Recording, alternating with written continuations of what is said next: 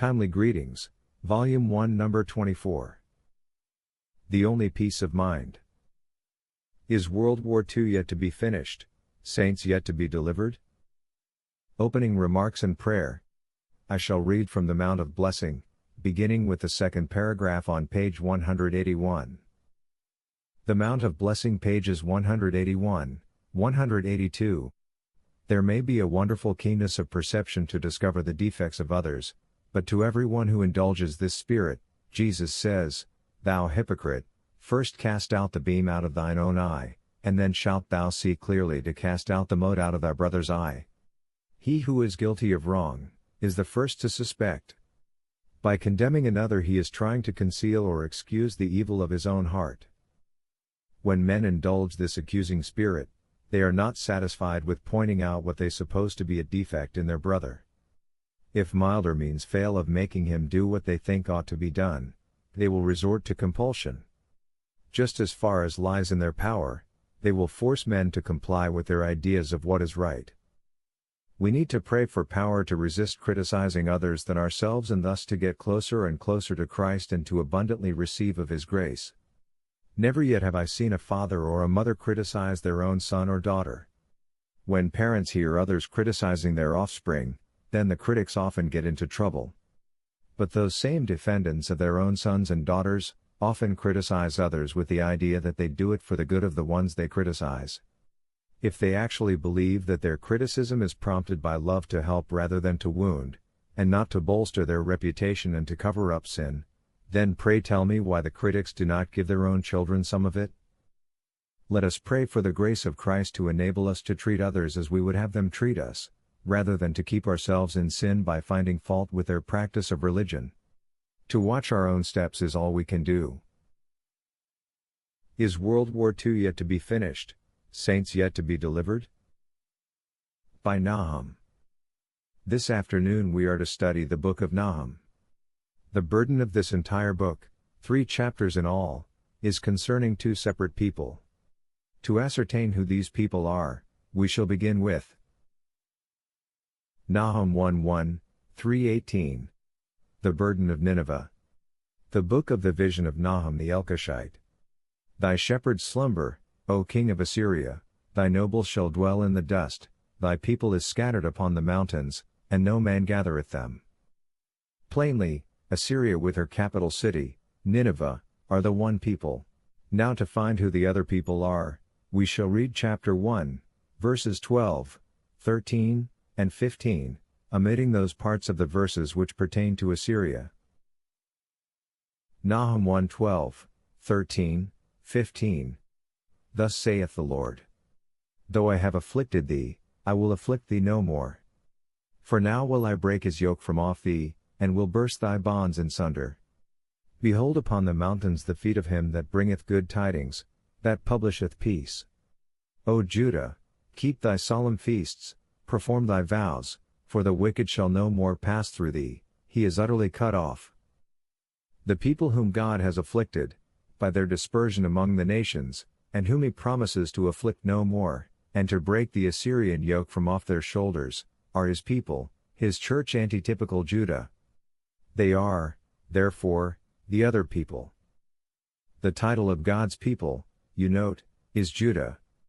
They are counseled to behold the messenger of God who with the fulfillment of this prophecy brings to them good tidings, tidings of peace, the message of the kingdom of peace, Isaiah 11:6-9. The Lord counsels them to be honest with him, honest in their profession of faith. They are, moreover, assured that at the fulfillment of this prophecy the destroying angels are to remove the wicked from the midst of the righteous. Thus will the wicked be raptured away and be no more. So it is that while Nahum predicts liberation and peace for God's faithful people, he predicts disaster and humiliation for antitypical Assyria, the power which they serve, and for the wicked in the church. 3 verses of chapter 2 will suffice to show the fate of Assyria. Nahum 2:6, 10, 13. The gates of the rivers shall be opened, and the palace shall be dissolved. She is empty, and void, and waste, and the heart melteth, and the knees smite together, and much pain is in all loins, and the faces of them all gather blackness. Behold, I am against thee, saith the Lord of hosts, and I will burn her chariots in the smoke, and the sword shall devour thy young lions, and I will cut off thy prey from the earth, and the voice of thy messengers shall no more be heard. Here the prophet predicts that Assyria's capital city will be emptied, and her palace dissolved. Clearly, then, the kingdom of Judah is set up in time of war and turmoil. What additional signs will mark the time? Let us read from chapter 2. Nahum 2:3, 4. The shield of his mighty men is made red, the valiant men are in scarlet, the chariots shall be with flaming torches in the day of his preparation, and the fir trees shall be terribly shaken. The chariots shall rage in the streets, they shall justle one against another in the broad ways. They shall seem like torches, they shall run like the lightnings. Since this prophecy meets its fulfillment in the day when the chariots are with flaming torches, when they run like lightning, when they jostle one against another in the highways and in the broadways, and since the automotive traffic of today completely and perfectly answers the prophet's description of it, then there is no other conclusion but that the day in which we are now living is the day in which Nahum's prophecy is to be fulfilled. Now, in view of the truth that we are living in such a period as described by Nahum, together with the fact that preparations for Nahum's war are made during a time of such lightning-like travel, the evidence clearly stands out that Nahum's prophecy is to meet its fulfillment in our day, and that the Assyria here in prophecy, therefore, is not ancient Assyria, but another widespread power that exists in the time of the end, Daniel 12:9, 10, the time in which its yoke is removed from God's people. Moreover, since this antitypical Assyria's fall liberates God's people, and since from then on the wicked no longer pass through their midst, the time and the events are solidly clinched, all these predictions come to pass in the time of the purification of the church, in the judgment day of the living, during the great and dreadful day of the Lord. Nahum 2:1. He that dasheth in pieces is come up before thy face, keep the munition, watch the way, make thy loins strong, fortify thy power mightily. It is plain to see that the one who dashes in pieces, and who comes before Assyria's face is the one who forces Assyria to prepare, to militarize herself mightily. Her forced military preparations, agitated by him that dashes in pieces, starts Assyria on her downfall. Now, to find out what happens to the one who dashes in pieces, he who compels Assyria to prepare mightily, we shall read. Nahum 2:5. He shall recount his worthies, they shall stumble in their walk, they shall make haste to the wall thereof, and the defense shall be prepared. His worthies, his mighty generals, stumble in their walk, that is, they make a mistake as they march on in hope of victory. In view of their disastrous blunder, and in view of the fact that he that dasheth in pieces is mentioned no more in Nahum's book, it is evident that by his stumbling he loses the war. Nevertheless, according to the verses that follow in Nahum's chapters, the fall of Assyria is certain. The question, then arises, if Assyria is to fall, and if the one that starts the war, the he that dasheth in pieces, is himself to lose out first, then at whose hands is Assyria to fall? For the answer, let us turn to Isaiah 31, where this same Assyria is again brought to view. Isaiah 31:6-8. Turn ye unto him from whom the children of Israel have deeply revolted. For in that day every man shall cast away his idols of silver, and his idols of gold, which your own hands have made unto you for a sin. Then shall the Assyrian fall with the sword, not of a mighty man, and the sword, not of a mean man, shall devour him, but he shall flee from the sword, and his young men shall be discomfited. Assyria is to fall and to be devoured, but not by the sword of a mean man, not by him who dashes in pieces. Now the fact that God's people are admonished to turn unto him against whom ancient Israel revolted, shows again that inspiration is speaking to antitypical Israel, to God's people in the Christian era. Verse 7. For in that day every man shall cast away his idols of silver, and his idols of gold, which your own hands have made unto you for a sin. Obviously the prophet is looking down the stream of time, to a time of a thorough reformation, a time in which only those who forsake every sin and embody truth and righteousness will be left in the church. None others will be found in the congregation of the Lord. Then Assyria shall fall, and thus shall her yoke be removed from the neck of God's people. The Assyrian is to fall because of his wickedness, and because God's people return to him, because of a thorough revival and reformation. Verse 9.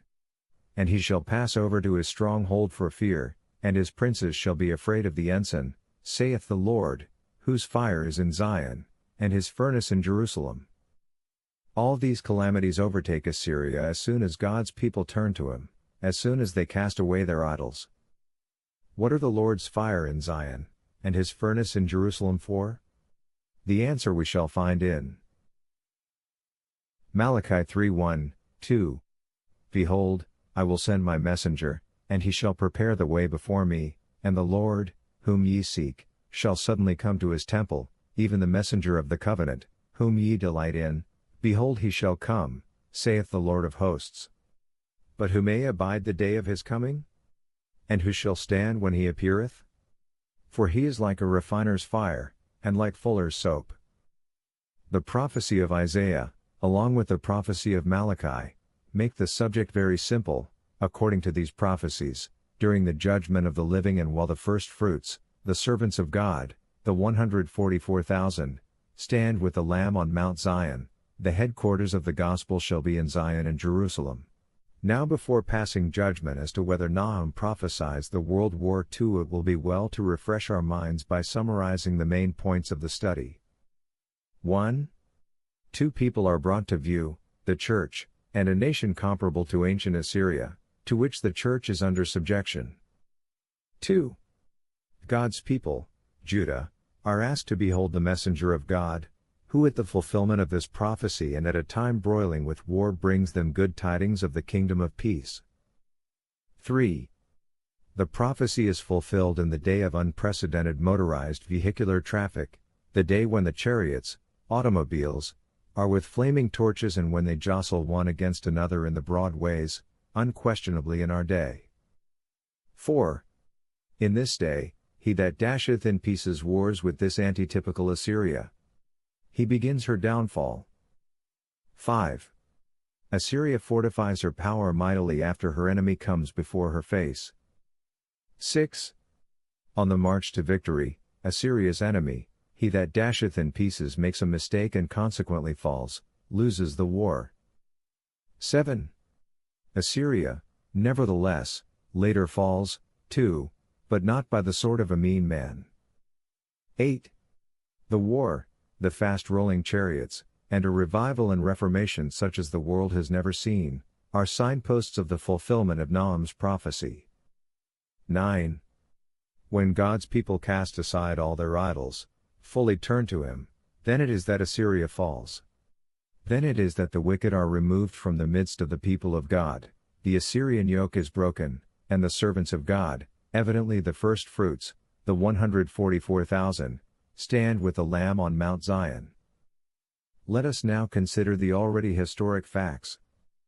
Hitler made his preparation for war in an era when the chariots were raging in the streets, running lightning-like, and jostling one against another in the broadways, that after the Allies Hitler's military might breaking everything in pieces wherever he took his guns, then it was that they themselves begun to build gigantic war machines. Hitler stumbled, as it were, by starting war against Russia while he was still engaged in war with Great Britain. Although Germany lost the war, yet rather than taking deeper root since the downfall of Hitler, England is instead wearing away, and the crashing sounds of her empire are becoming louder with each passing day. Hitler's war has dashed in pieces the whole world, and new chips and cracks are heard and seen right along, that there are new partisan politics from within and from without in every nation and people.